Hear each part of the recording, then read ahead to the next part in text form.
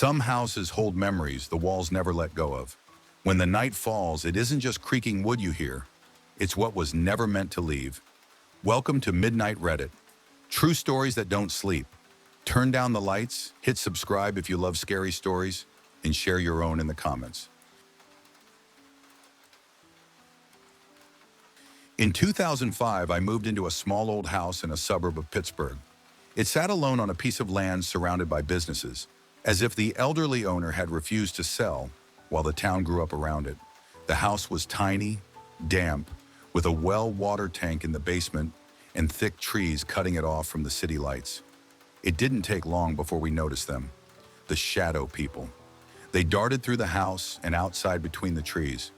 Sometimes I'd be alone at my computer and hear whispering, see flickers of movement in my peripheral vision. I'd say out loud, "I can hear and see you. Please leave me alone." The voices would stop, then return when I turned music back on. A heavy feeling hung in the house, especially at night. I began reading about ghosts and meditating, trying to understand what I felt. I sensed two presences, a little girl and a tall man in dark clothing who felt protective of her. My roommate's girlfriend had started trying to communicate too, without telling me. One night at my work holiday party, a woman I'd never met, a famous adult film star, looked me straight in the eye and said, "Your friend," my roommate's name, "will be okay. The little girl in your house needs to pass on." Hours later, I woke to police raiding our home. My roommate had been caught in a drug sting. He was fine, just like she'd said. Later, a medium helped the little girl pass on, and the heaviness lifted. The whispers stopped. The house finally felt free.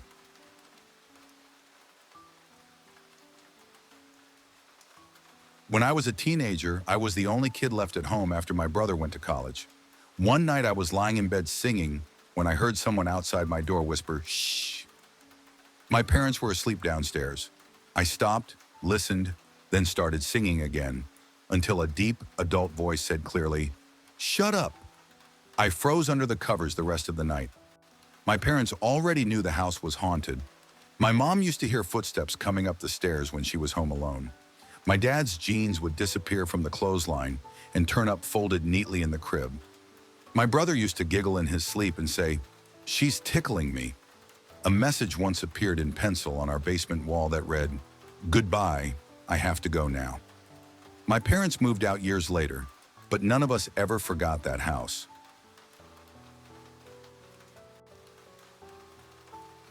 When I was 16, I often saw a dark shadow on the ceiling of my bedroom, hanging in the corners. It wasn't always there, but when it was, I could feel it. One night, lying in bed in the dark, I watched it slide across the ceiling and hover above me. Then it dropped straight down through me.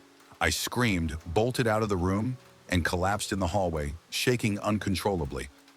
My mom spent hours trying to calm me down. I slept in her room for weeks afterward.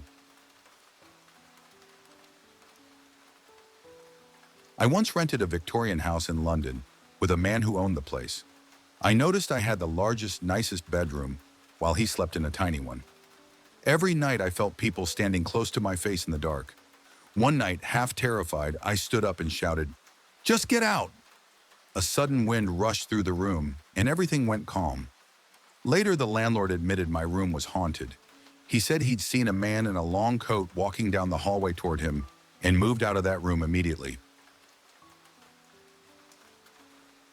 2 years ago, my wife and I moved out of what was easily the most active house we've lived in.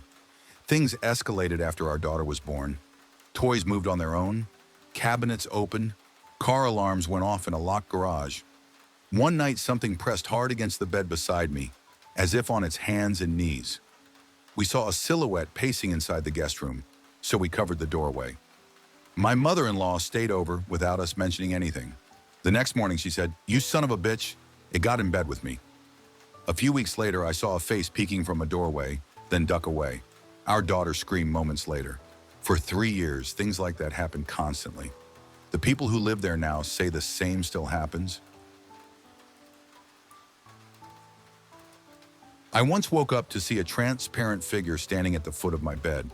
Across from me in the dresser mirror, there was no reflection. I pulled the covers over my head, and the bed started to shake violently, the headboard slamming against the wall. It lasted minutes.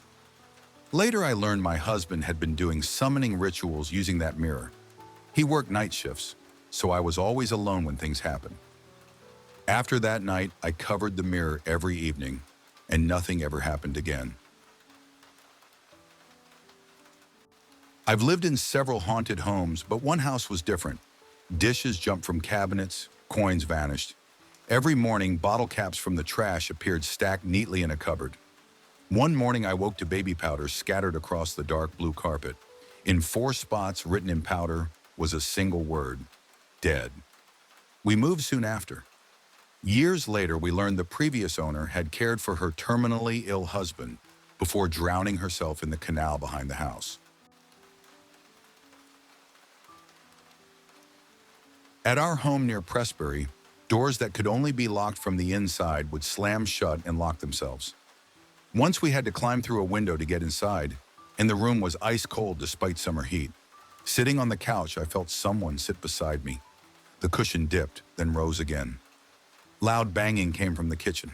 We found cupboards open, drawers pulled out, oven door ajar. Lights turned on, shadows passed under doors. Heavy objects moved rooms on their own.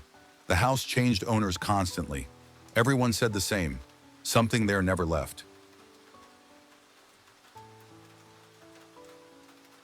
When I was younger, shadow figures called my name. They'd peek through doorways or stand in corners. Once I saw the face of a woman with long hair and a horse-shaped head. Then furniture began moving by itself. Our couch lifted and slid across the room with all of us on it. My mother called a woman to help. During her ritual, candles burned like sparklers, winds whipped through the house, and we heard screams. When the last candle went out, the house was quiet. Later, we heard the entity had attached itself to the woman who helped us.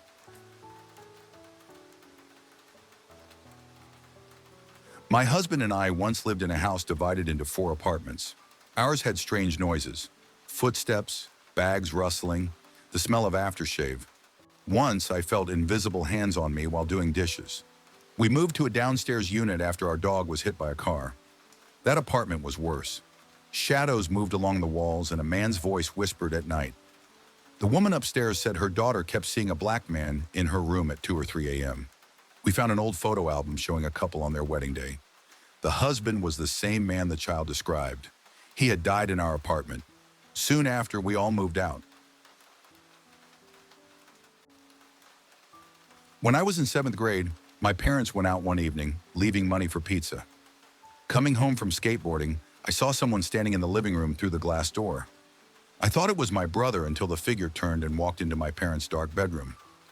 My brother was actually at a friend's house.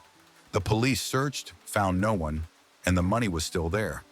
We thought it was a break-in until the sightings continued. It wasn't an intruder, it was something else.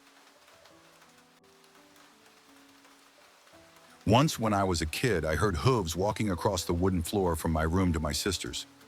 My family was outside. The steps were slow and heavy, echoing through the house. I called out to my sister. No answer. I ran outside, terrified, and saw my whole family walking back from down the street. There was no way anyone had been inside. Every door was locked.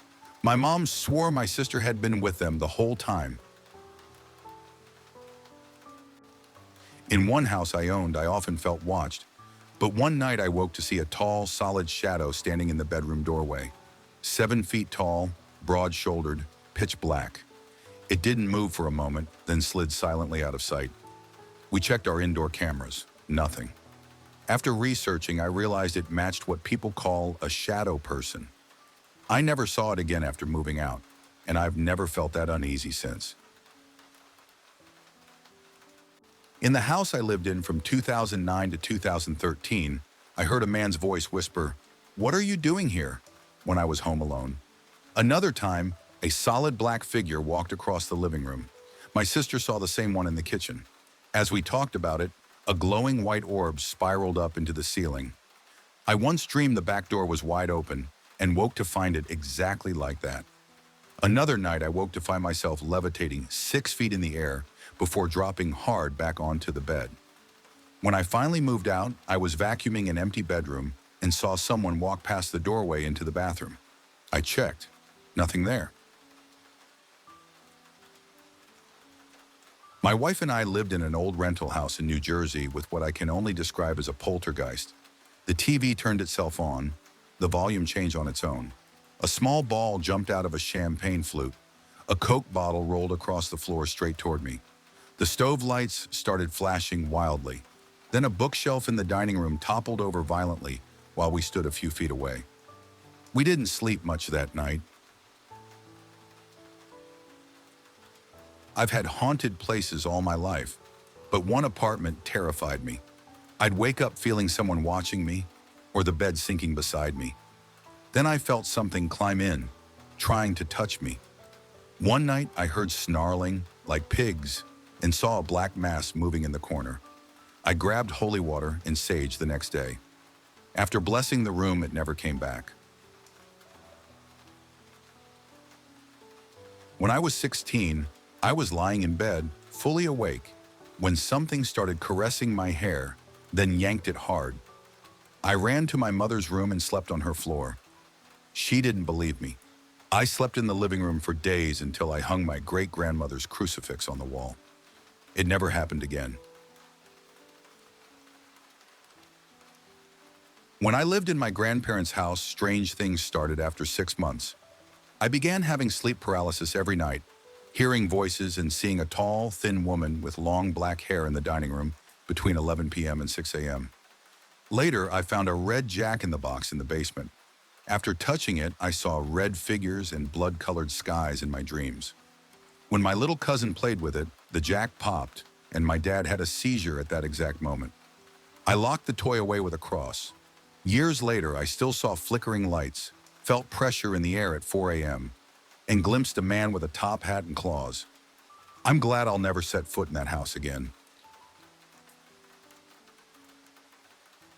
Late one night, I was changing my baby's diaper in a spare room where the light had gone out.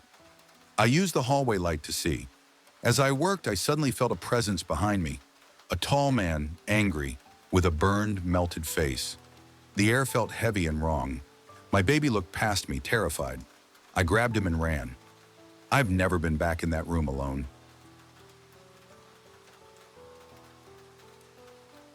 What about you? Have you ever lived somewhere that felt alive after dark? Midnight fades, but the stories don't.